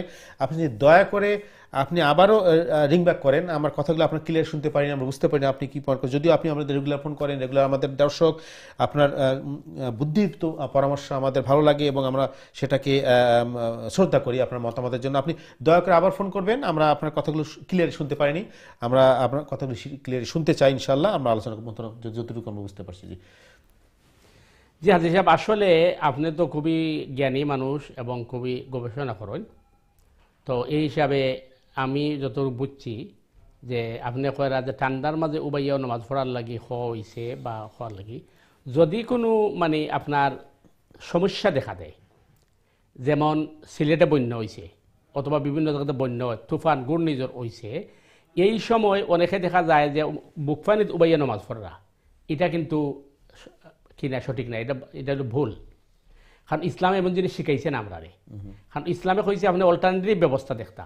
এমনকি হাদিসের মাঝে আছে আমরা যে আজান দেই হাইয়া আলাস সালাহ হাইয়া আলাস সালাহ, যখন ঘূর্ণিঝড় তুফান হইতো তো আল্লাহ রসুল সাহাবায়ে কেরামরা কইতা যে এ শব্দটা বদলাইয়া হইতো যে হাইয়া আলাল বায়েত, তোমরা তোমার ঘরের মধ্যে নামাজ পড়ো। তো মসজিদ যদি পানির নিচে যায় গিয়ে নামাজ পড়া বা ঠান্ডার মাঝে নিজে অসুখ এলা নামাজ পড়া, এটা ইসলামে আমরা শেখায় নাই। 2 নম্বর যেটা আপনি কইছেন ভাষার গুরুত্ব, বাংলা ভাষা না সব ভাষার গুরুত্ব আছে, প্রত্যেক ভাষা তার জাতির লাগি এটা গুরুত্বপূর্ণ। আমরা বাংলা ভাষারে আমরা খুবই গুরুত্ব দিই এবং আপনার সাথে আমরাও একমত যে বাংলা ভাষা এটা রাষ্ট্রীয় ভাষা এবং ভাষাটারে আরও বেশি স্প্রেড করা দরকার যাতে মানুষের কাছে বেশি বুঝতে পারে। আমরা দেখছি লন্ডন, আমার এই আপনার খুশি লাগে যে গ্রিন স্ট্রিট বা ওয়ার্চেবেল অনেক নন বাঙালি বাই হলে, আফ্রিকান অথবা অন্যান্য বাই হলে বাংলা ভাষায় ডাব বিক্রি করে ভাই বোন হয়ে ডাকে, ভালো লাগে, হ্যাঁ ভালো লাগে এবং নিজেকে প্রাউড ফিল করি এটা আমরা ভাষা স্প্রেড হইছে। আপনার সুন্দর মতামত, আপনার ধন্যবাদ। জাযাকাল্লাহ মোহতারাম। আমরা একটা আলোচনা করব পরে ইনশাআল্লাহ যদি সময় থাকে। চলে যাচ্ছে আমাদের পরবর্তী দর্শক আছে ইনশাআল্লাহ। দর্শক আসসালামু আলাইকুম, আপনাকে স্বাগতম অনুষ্ঠানে, আপনার প্রশ্ন করুন প্লিজ। হ্যালো, আসসালামু আলাইকুম ভাইয়া, আমি সৌদির বাদশারে কইছি যে আরবিক ভাষা খুব সুন্দর, তারা খুশি হইছে। আমরা রাষ্ট্রপতিরে কইছি যে বাংলা ভাষায় যদি কুরআন না পড়ো দুজক হইব, আর বাংলা ভাষায় কুরআন না পড়িয়া আপনি নমাজের উদ্ধার কইরা। জি, আমরা আসলে বারবার আমাদের লাইনে একটু সমস্যা হচ্ছে, জানি না কি অবস্থা। সুপ্রিয় দর্শকবৃন্দ, আপনারা দেখছেন আপনাদের প্রিয় অনুষ্ঠান দিনী সভাতে। আমি অনুরোধ করব হাজী শফিকুল ইসলাম সাহেবকে, আমরা আপনাদের মনে হয় আমাদের লাইনে কোনো প্রবলেম আছে, আমরা শুনতে পাচ্ছি না ক্লিয়ার। আমরা ভাষা নিয়ে আলোচনা করছিলাম মোহতারাম। জি হাজী সাহেব, আসলে মানে আপনার খুব গুরুত্বপূর্ণ বিষয় যে আপনি যেটা কইছেন যে সৌদির বাদশাহ আপনি কইছেন যে আরবি ভাষা খুব বালা। আসলে আরবি ভাষা বালা বলতে এটা না যে আরবি ভাষা সবচেয়ে ডিপ ভাষা, এর কারণে এই ভাষায় কোরআন নাজিল হয়েছে। দিচ্ছে, হ্যাঁ। তবে আপনি আরেকটা যেটা হয়েছেন সুন্দর জিনিস, যে বাংলা ভাষায় কোরআন ভরতে হইব, বাংলা ভাষায় কোরআন না, কোরআনটা পড়তে হইব আরবি ভাষায়। কারণ এটা বোঝার দরকার হাজি সাহেব, কোরআন হইল ও জিনিস যে শব্দ যে মিনিং আল্লাহর কাছ থেকে আইছে ওটা হইল কোরআন। বাংলা ভাষায় পড়লে এটা কোরআন হয় না, উর্দু ভাষায় পড়লে কোরআন হয় না, আরবি ভাষায় পড়লেও কোরআন হয় না। অর্থাৎ তাফসিরটা তো কোরআন নাই, কোরআনের যে শব্দ যে মিনিং আর লফজু আল মানা ওটার নাম হইল কোরআন। তবে আপনার এই কথা মানে আমরা সম্মান করি যে বাংলা ভাষায় কোরআন বুঝতে হইব, প্রত্যেকে নিজ নিজ ভাষায় কোরআনে বুঝতে হইব। আমরা নামাজে যে সূরা পড়মু, আমরা কিতাব পড়লাম না পড়লাম, এটা মিনিং বোঝা লাগবো, এটার ব্যাখ্যা বিশ্লেষণ বোঝা লাগবো। আর না হইলে তো আমি বুঝতাম না, আমি কিতাব হইলাম, আর এটার ব্যাপারে আমরা মানে মনোযোগ এইতো নাই। তো আসলে কোরআন বোঝা দরকার প্রত্যেক মানুষের লাগি। কোরআন জানা বুঝা অর্থ সহ জানা এটা তার লাগে ফরজ যতটুক সম্ভব। এর লাগে আমরা আশা করবো যে কোরআন আমরা আরও বেশি করি। আমরা আওয়াজ সময় আলোচনা করছি যে কোরআনটা লিয়ে মানুষে আমরা কোরআনটার এতটুক পর্যন্ত গুরুত্ব দিচ্ছি না যত দেওয়ার কথা আছে। তো আল্লাহ আপনার সুন্দর পরামর্শ লাগে ধন্যবাদ। জাযাকাল্লাহু খাইরান। এবং আমরা একটা সময় যদি থাকে আলোচনা করবো পরে ইনশাল্লাহ, যে কোরআন পড়া শেখা সঠিকভাবে সহিশুদ্ধভাবে ফরজ, এটা আমরা জানি না। ইনশাল্লাহ আমরা আলোচনা করবো। প্রিয় দর্শকবৃন্দ, আপনারা যারা আমাদের সাথে আছেন ধন্যবাদ। আমাদেরকে আমাদের ছোট্ট একটু বিরতি যেতে হয় প্রিয় দর্শকবৃন্দ। বিরতি আবারও ফিরে আসবো ইনশাল্লাহ আরও গুরুত্বপূর্ণ আলোচনা এবং আপনাদের প্রশ্নের জবাব দেওয়ার জন্য। ততক্ষণ আমাদের সাথে থাকুন। আসসালামু আলাইকুম ওয়া রাহমাতুল্লাহি ওয়া বারাকাতুহু।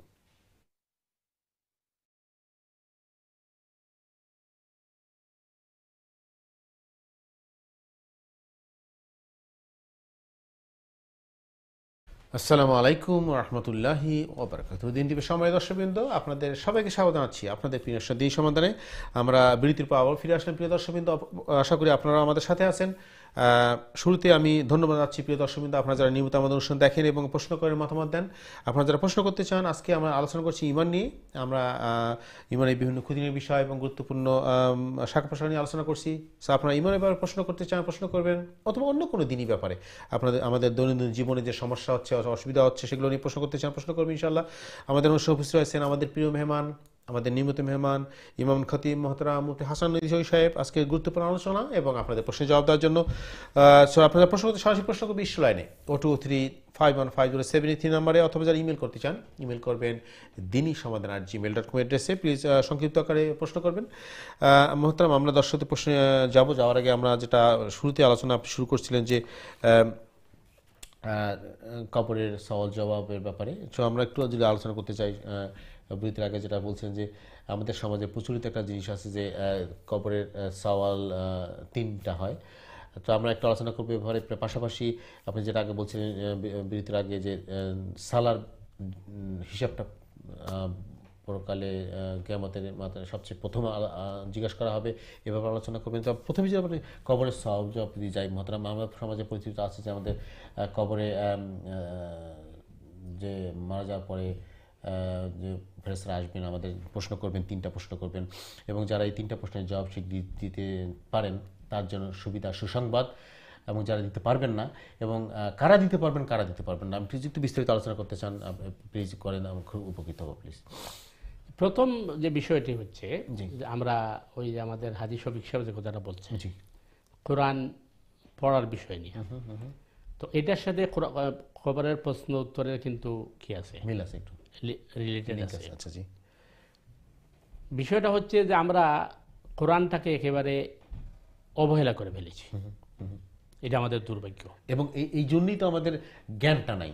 কোরআনের জ্ঞান যার মধ্যে থাকবে না সে তো ওই যে দেখবেন যে খুবই সহজে আমরা পথভ্রষ্ট হয়ে যাব এবং আমরা জানবো না সঠিকটা কোনটা, সঠিক আমাদের কোনটা কাজ করা যাবে, কোনটা করা যাবে না, এবং খুব সহজে আমরা প্রতারিত হই। যেটা গতকালকে আমরা আলোচনা করছি মতলাম যে ওই যে তাসবিহ নিয়ে অথবা কি বলে এটাকে ম্যাজিক নিয়ে, ব্ল্যাক ম্যাজিক, এবং মানুষ খুব সহজে আমাদেরকে বিভ্রান্ত করতে পারে যদি আমাদের এলেম এবং কোরআনের এলেমটা না থাকে, দ্বীনি এলেমটা না থাকে।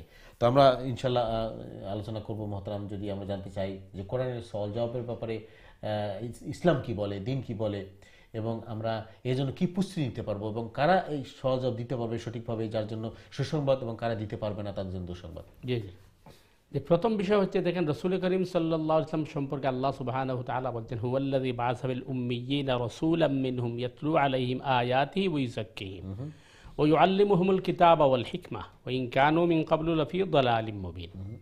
যে আমি তোমাদের মধ্য থেকে একজন রসুল পাঠিয়েছি, তার প্রথম কারণ কি হচ্ছে, কাজ হলো। দায়িত্ব হচ্ছে আয়াতের তেলাওয়াত করা। তাহলে সহি শুদ্ধ করে কোরআন তেলাওয়াত করা এটা আমাদের উপর প্রথম ফরজ। ফরজ, yes. এরপরে বলা হচ্ছে উইজাক্কিহিম ওয়া ইউআল্লিমুহুমুল কিতাব, কিতাব শিক্ষা করা, অর্থাৎ কোরআনকে জানতে হবে, বুঝতে হবে। এবং এই জন্য তো প্রথম যে আয়াত যে রাসূল সাল্লাল্লাহু আলাইহি ওয়াসাল্লাম আসলেন সেটা তো ইকরা দিয়ে আসছে, অবশ্যই। অন্য কোনো দিয়ে আসেনি। না, আসে নাই। প্রথমেই বলছে যে ইকরা পড়ো। জি। তো সুতরাং কোরআন পড়া ফরজ বিশুদ্ধভাবে এবং কোরআন জানা ফরজ বিশুদ্ধভাবে। আমাদের সমস্যা তো এখানে। হ্যাঁ। জি। এরপরে দেখেন সূরা ফুরকানের 30 নম্বর আয়াত। আমরা শুনছি এবং জানি এবং বিশ্বাস করি যে হাসরের ময়দানে রাসূল করিম সাল্লাল্লাহু আলাইহি ওয়াসাল্লাম আমাদের সুপারিশ করবেন, কিন্তু রাসূল যে আমাদের বিরুদ্ধে যে অভিযোগ করবেন এটা আমরা শুনি না, শুনি না এবং জানিও না। জানিও না। তো সূরা ফুরকানে আল্লাহ বলতেছেন ওয়াকালার রাসূল ইয়া রাব্বি ইন্না কওমি ইত্তাখাযু হাযাল কুরআনা মাহজুরা। রাসূল বললেন, হে আমার পালনকর্তা, আমার সম্প্রদায় এই কোরআনকে প্রলাপ সাব্যস্ত করেছে, মাহজুরা ছেড়ে দিয়েছে, অবহেলা করেছে। তো হাসরের ময়দান আল্লাহ সুবহান তার সামনে রাসূল সাল্লাল্লাহু আলাইহি ওয়াসাল্লাম এই কোরআনকে বলবেন যে উম্মতের কাছে কোরআন রেখে আসছিলাম, এই উম্মত কোরআনকে গুরুত্ব দেয় নাই। এরপরে সূরা হিজরের মধ্যে বলা হচ্ছে ফাওয়ারাব্বিকা লানাসআলান্নাহুম আজমাইন, আমি আল্লাহ আমার সত্তার কসম খেয়ে বলছি কোরআনের ব্যাপারে তোমাদেরকে অবশ্যই অবশ্যই প্রশ্ন করব। কত কত মানে কত কঠিন কথা, কঠিন কথা। অথচ আগে আমরা দেখছি যে আগে আমাদের সমাজে মেয়ে বিবাহ দেওয়ার সময় কোরআন সাথে দেওয়া হতো, এখন এইটাও উঠে গেছে, এখন মোবাইল সাথে দেওয়া হয়। তো কোরআন এত অবহেলিত হয়েছে, আর রাষ্ট্রীয়ভাবে জাতীয়ভাবে তো কোরআনের কোনো গুরুত্বই নাই। পৃথিবীর অবহেলা করা হচ্ছে। পৃথিবীর হয়তো হাতে গোনা 1-2টা রাষ্ট্র আছে, না সব এখানে এই কোরআনের রাষ্ট্র কোথাও নেই। এখন যে বিষয়টা আপনি অবতারণা করেছেন এটি হচ্ছে আমরা জানাটা আমাদের কিন্তু অসম্পূর্ণ। খবরের মধ্যে প্রশ্ন 4টে হবে, আমরা তো জানি যে আমরা জানি শুনে আসছি তিনটা প্রশ্ন। জি, কারণ খবরের মধ্যে প্রশ্ন করা হবে মার রাব্বুকা, তোমার রব কে। এই রবের প্রশ্ন কেন করো, মানিল্লাহ, আল্লাহকে জিজ্ঞেস করা হবে না। মানির রহমান, রহমানকে জিজ্ঞেস করা হবে না। মাম মালিক, তোমার মালিককে জিজ্ঞাসা, মার রাব্বুকা, তোমার রবকে। কারণ আমাদেরকে প্রথমেই সবক শিখানো হয়েছিল আসার আগে আলাস্তু বিরব্বিকুম, আমি কি তোমাদের রব নই? এই জন্য রবের ব্যাপারে প্রশ্ন করা হবে। এখন প্রশ্ন আসছে রবের ব্যাপারে কেন প্রশ্ন করা হবে? রবের ব্যাপারে এই কারণে প্রশ্ন করা হবে, হতে পারে বা হবে না, কিন্তু আল্লাহ অ্যাডভান্স প্রশ্নের জবাব দিচ্ছেন। হাসরের ময়দানে কেউ যদি এমন প্রশ্ন উত্থাপন করতে চায় যে আল্লাহ আপনি বলছিলেন আপনার গোলামি করলে জান্নাত দিবেন, আমার জান্নাত দরকার নাই, আপনি আমাকে মাটি বানিয়ে দেন। কাফিররা বলবো ইয়াকুলুল কাফিরু ইয়া লাইতানি কুনতু তুরাবা, হায় আফসোস যদি আমরা মাটি হয়ে যেতাম। আপনি আমাদের শাস্তি দিবেন কোন যুক্তিতে? বুঝাইতে পারছি? আপনি একজনকে বললেন যে ওই কাজ করলে এত টাকা পুরস্কার দেব, সে করে নাই, পুরস্কার পাবে না, শাস্তির কথা তো বলা। তাহলে আপনি শাস্তি দিবেন কোন যুক্তিতে? আপনি বলছেন পুরস্কার পাবো। হ্যাঁ, এইটার জবাব আল্লাহ রবের মধ্যে দিচ্ছেন। কারণ আমরা এই যে বসছি এখানে মনে করেন লাইট ব্যবহার করছি, স্যাটেলাইট ব্যবহার করেছি, এরপরে গ্যাস বিল ব্যবহার করছি, ওয়েন্টার বিল দিচ্ছি কাউন্সিল থেকে, কেন কাউন্সিল মেনটেন করেছি। তো আল্লাহর এই রবের মধ্যে প্রশ্ন হচ্ছে যে আমি তো তোমার জীবন মরণ সব দিয়েছিলাম, তুমি সব আমার উপভোগ করেছো, কি পরিমাণ উপভোগ করেছি আপনার করোনার সময় বোঝা গেছে অক্সিজেন যে কত দামি। আমি তো তোমার রব ছিলাম, আমার এগুলো ট্যাক্স তো দেও নাই, আমি তোমার কাছে আমার গোলামি চাইছিলাম, করো নাই কেন? সুতরাং তুমি যদি শাস্তি না চাও তো আমার এটার প্রতিদান দাও, এটা তো সম্ভব না। এই জন্য মার রাব্বুকা। এরপরে জিজ্ঞেস করা হবে আমার দিন উকা, তোমার দিন কি। এরপরে মান নবী উকা, তোমার নবীকে, মানে সব উম্মতরে তার নবী সম্পর্কে জিজ্ঞেস করা হবে। তো আমরা রসুল করি। এরপরে যখন 3টা প্রশ্নের আনসার করবে তখন তাকে জিজ্ঞেস করা হবে মা ইউদ্রিকা, তুমি এগুলো জানলে কিভাবে? আচ্ছা আচ্ছা, যদি প্রশ্ন সঠিক জবাব দিতে পারে, যদি না দিতে পারে তখন হাদিসে আসছে যারা বলবে কারা কিতাবুক সাদ্দাকতু, আমরা আপনার কিতাব পড়েছি এবং তাকে সত্যায়ন করেছি, তখন সে 100% ফাঁস। এখন মনে কর 3টা প্রশ্ন আনসার দিচ্ছে, চতুর্থ আল্লাহ রসুলের জিজ্ঞেসছিলেন মা ইউদ্রিকা, সে বলছে আমি অমুক পিসাবের কাছ থেকে শুনছি, অমুক হুজুরের কাছ থেকে। তখন উভয় আবার প্রশ্নের সম্মুখীন ভাষণের মাঠে, উনি তাকে সঠিক শিক্ষা দিচ্ছে কিনা আর অসঠিক গ্রহণ করছে কিনা। আচ্ছা আচ্ছা, আর একটা প্রশ্ন বাকি থাকবে যারা এইটা জবাব দিতে পারবে না। এই জন্য এখন আপনি যারা বলছেন কারা জবাব দিতে পারবে, যাদের আল্লাহর উপর নিরেট ইমান আছে তারা আল্লাহ সম্পর্কে জবাব দিতে পারবে, তারা দিনকে যারা সঠিকভাবে পালন করছে দিনের আনসার করতে পারবে, যারা রসুল করিম সাল্লাল্লাহু আলাইহি ওয়াসাল্লামকে অনুসরণ করছে, তার প্রতি দুরূদ পড়ছে, তার প্রতি মহব্বত ছিল সঠিকভাবে, তারা কি করতে পারবে? জবাব দিতে পারবে। এরপরে আরেকটা বিষয় হচ্ছে আমি আমার ক্ষুদ্র জ্ঞান থেকে বলছি আমি, যে কোরআন ফলো করলে মানুষ বিভ্রান্ত হবে না যদি সঠিকভাবে ফলো করে। অন্য যে কোনোভাবে আপনি যখন ইসলাম শিখবেন আপনি বিভ্রান্ত হবেন, কারণ ওইখানে স্বার্থ থাকে। আর আপনি কি মনে করেন সবগুলা বাদ দিলাম, কেউ যদি কোরআন বাদ দিয়ে শুধু হাদিসটাকে ইসলাম শিক্ষা করে তবুও বিভ্রান্ত হবে, কারণ জাল হাদিস আছে, জাইফ হাদিস আছে, মওযু হাদিস আছে, সে বাছাই করার সুযোগ তার নাই, তার এই জ্ঞান নাই। তাইলে আপনি প্রশ্ন করতে পারেন যে কোরআনের জ্ঞান তো নাই। কোরআনের ব্যাপার জ্ঞানের ব্যাপারে আমি সহজ একটা আনসার আপনাকে দিই। সহজ আনসারটা হলো, যখন মানে দলিলের মধ্যে জাল দলিল হয়, জাল দলিল তো বুঝতে হবে। কোরআনের কোনো আয়াত দিয়ে দলিল দিলে আপনি সাথে সাথে সারা আয়াত পড়বেন, তার আগের আয়াত পিছনের আয়াত পড়বেন, তাহলে বুঝবেন ওনার দলিল সঠিক কিনা। এক ইজি ব্যাপার। কন্টেন্সিয়াল মিললে ঠিক আছে, কন্টেন্সিয়াল না মিললে এই দলিল হবে না। বুঝতে পারছি? ইনশাআল্লাহ প্রথমে আমরা ফিরে আসবো আলোচনায়, আমরা ওখানে স্টপ করছি না, আমরা আলোচনা করবো। প্রিয় দর্শকবৃন্দ, আপনারা অবশ্যই আমাদের সাথে আছেন। খুবই গুরুত্বপূর্ণ আলোচনা আমরা করছি, যে কত গুরুত্বপূর্ণ কোরআন শিক্ষা করা, এবং এটা যে ফরজ আমরা আসলে অনেকেই জানি না, বুঝি না। আমরা আলোচনা করবো মহতারাম ইনশাআল্লাহ। আবারও আমরা চলে যাচ্ছি আমাদের দর্শকের কাছে, দেখি কে আছে আমাদের লাইনে। দর্শক আসসালামু আলাইকুম, আপনাকে স্বাগতম আমাদের অনুষ্ঠানে। আপনার প্রশ্ন করুন প্লিজ। ওয়ালাইকুম আসসালাম রহমতুল্লাহ। জি ভাই, কেমন আছেন? জি, আমরা কি প্রশ্ন বলেন? আমি বলতাম চাই যে গরো নামাজ পড়া এই বনি এখানে একটু আমি যে আপনার প্রশ্নটা বুঝতে পারি না, একটু বলবেন। গরো নামাজ পড়া যাই বনি মানে পুরুষ মসজিদে একটু দূরই আছে। আচ্ছা, পুরুষ মানুষের জন্য ঘরে নামাজ পড়লে নামাজ হবে কিনা এটা জানতে চাচ্ছেন তো? হ্যালো, ওকে, আমরা লাইনটা কেটে গেছি। জি জনাব, আমি প্রশ্ন বুঝছি আপনার, যে আপনি কইছেন যে গরো নামাজ পড়া যাইবনি, গরো নামাজ পড়া যাইবনি, এর মানে হলো ফরজ নামাজ পুরুষে গড়ে পড়তে পারবা কিনা, ওটাই মনে হয় আপনার প্রশ্ন। হাদিসের জবাব হইল যে যদি আজানের শব্দ পৌঁছায় অতটুক দূর কোনো মুসল্লি অবস্থান করেন, তাইলে তান লাগি অসুবিধা ছাড়া জামাত ছাড়ি দেওয়া তান লাগি যাই নাই। ফরজ নামাজ অবশ্যই কে করতে হইব, জামা থেকে শরীক হইতে হইব যদি আজান শুনই, এবং মনে করো সুন্নত নফল গড় পড়ার সব বেশি। এখন প্রশ্ন হইল দুইটা, ঈদের সাথে আমরা করতে আজান শুনি না, কারণ ঈদের সাথে বাইরে আজান হয় না, বা মুসলিম কান্ট্রি তখন মাইকে আওয়াজ হয় ৩-৪ মাইল পর্যন্ত আওয়াজ যায়, তাহলে এই কি হবে, এটা কি হবে?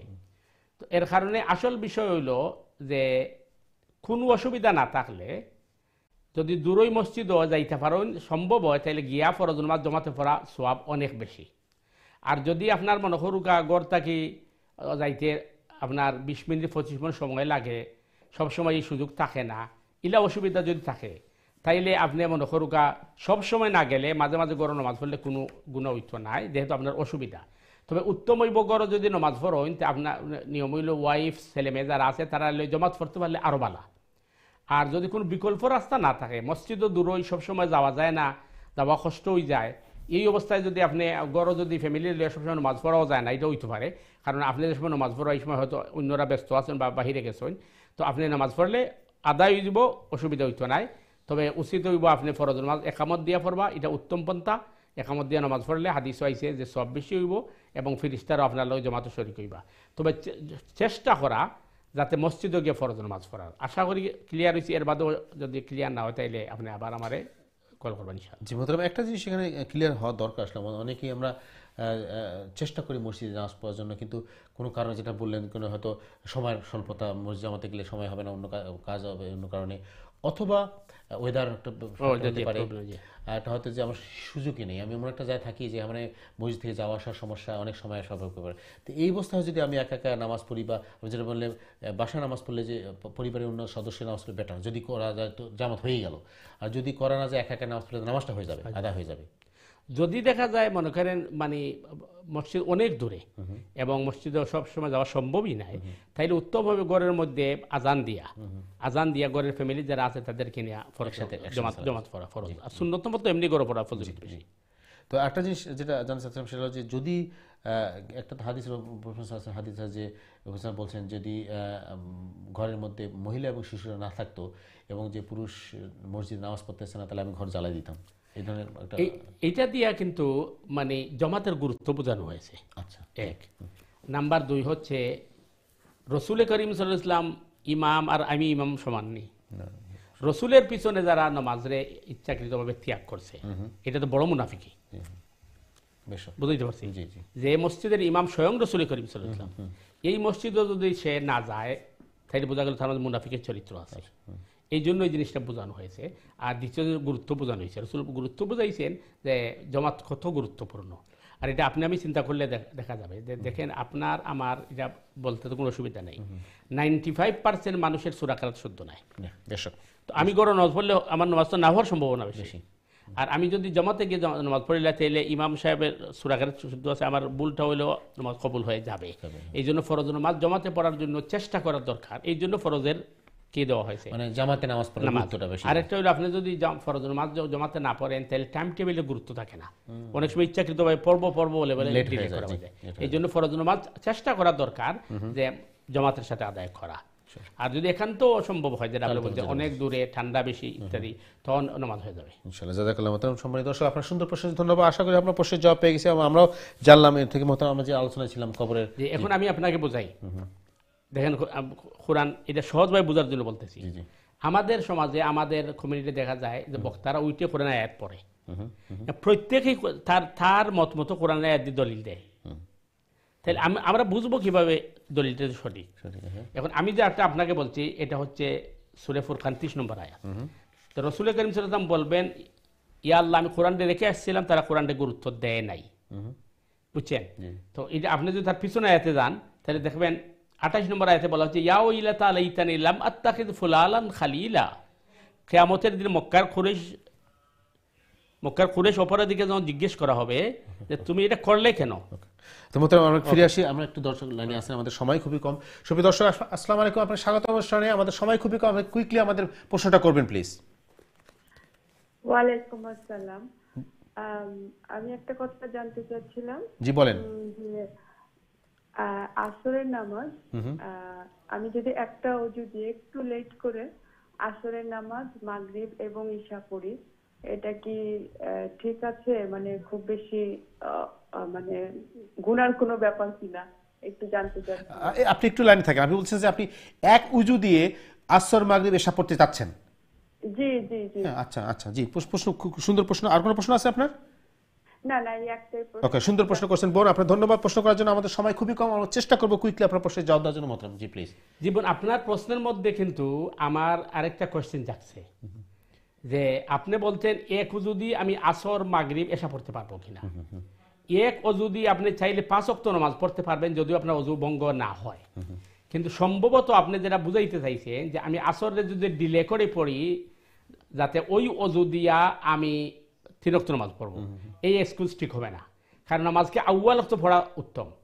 আপনি এক অজু পড়ার জন্য আসরের নামাজকে আপনি ডিলে করবেন, এই কারণে এটা কিন্তু সঠিক হবে না। হ্যাঁ, এমনি যদি আপনি এই নর্মাল টাইম মতো, সঠিক টাইম মতো আউয়াল ওয়াক্ত আসর পড়েন আর আপনার অজুর মধ্যে কোনো প্রবলেম না হয়, তাহলে এক অজু দিয়া একাধিক নামাজ পড়া যায়, এটার মধ্যে কোনো অসুবিধা নাই। হ্যাঁ, আপনি নতুন অজু করে তাহাইয়াতুল ওযু নামাজ পড়লে আরো বেশি ফজিলত পাবেন, এটা ভিন্ন কথা। কিন্তু এক অজু দিয়ে একাধিক নামাজ পড়া যায়। আশা করি মন ক্লিয়ার। যদি উযু ভেঙে না যায় কোনো সমস্যা নেই, কিন্তু নামাজটা পড়তে হবে সঠিক সময়। জাযাকাল্লাহু মোহতারাম। সম্মানিত বোন, আশা করি আপনার প্রশ্নের জবাব পেয়েছেন। মোহতারাম আজকে একদম সময় নেই, আমরা বিদায় নেব আজকে ইনশাআল্লাহ। আপনাকে আবার অন্তরস্থ ধন্যবাদ, শুকরিয়া আদায় করছি। আপনি অনেক কষ্ট করে আমাদের উৎসে এসে আমাদেরকে কোরআন হাদিসের কথা শোনাচ্ছেন এবং আমরা অনেক কিছু শিখতে পাচ্ছি, জানতে পারছি। প্রিয় দর্শকবৃন্দ, আমরা বিদায় নেব আজকে। বরাবর মতো আপনাদেরকে ধন্যবাদ জানাচ্ছি, শুকরিয়া আদায় করছি যারা প্রশ্ন করছেন, মতামত দিয়েছেন, অনুষ্ঠান আমাদের দেখছেন। আপনাদেরকে আবারও আমাদের আগামী অনুষ্ঠানে দেখার জন্য অনুরোধ করবো। দাওয়াত দেবো আপনাদেরকে যাতে আমরা সবাই শিখতে পারি, জানতে পারি, বুঝতে পারি, সঠিকভাবে ইমানের শিক্ষাটা নিয়ে আমরা আল্লাহর নৈকট্য অর্জন করতে পারি। আজকের মতো বিদায় নেব। তো বিদায় আগে আমরা যেটা বড় বলি, আমরা আল্লাহ আমাদের সুস্থ রাখুন, সহি সালামত রাখুন, দ্বীনের পথে রাখুন, এই প্রত্যাশা নিয়ে আজকের মতো বিদায়। আসসালামু আলাইকুম ওয়া রাহমাতুল্লাহি ওয়া বারাকাতুহু।